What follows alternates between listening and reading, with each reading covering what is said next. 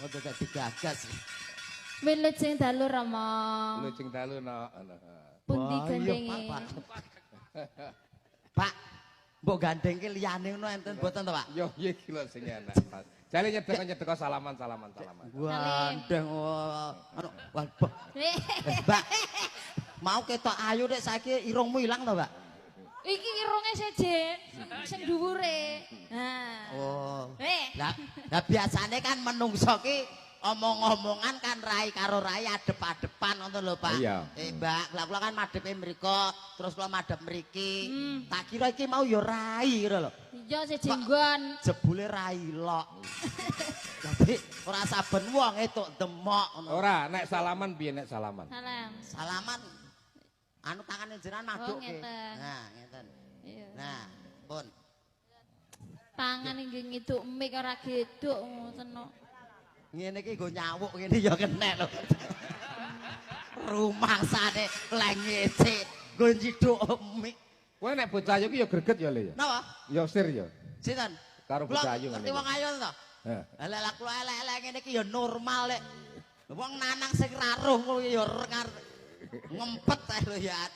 Garwane jenengan nggih sak padha kula. Alhamdulillah, Mbak, rada ndek sithik. Ngoten ngene nggih, jenengan saged nganak-nganaki. Nggih saged to. Lho. Lah piye? Bayangne nambungan. Ora sak bayangke, Mbak, ayo prakteke kene apa piye ayo. Kok dadak bayangke sing ora-ora. Wis ora usah mbok bayangke, sing anu pokoke dinikmati uripe awake dhewe rasa bayangke wong liya.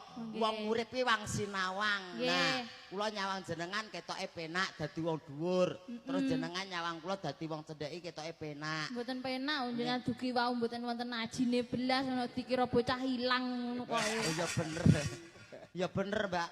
Aku nang kene wae ora apa-apa, nang kono lho lagi medhuk ibu-ibu kaget tok. Lah napa? Aku delok asu.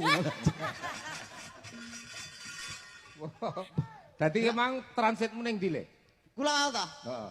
Kula mong keng gerobak langsung mriki niki wau. Oh, ngono ya. Telat tok kula wau. Oh iya. Ngapunten. Jenengan asline pundi, Mas? Asline Indonesia. Daleme maksudnya. Ora tak gawa omahku. Desane. Desane ya kono kae, ora. Kono iki ngendi? Kok apik to? Apik kok. Neh leno. Undi desane? Desaku desane Pendam, desane Harjosari, Kecamatan Karangpan.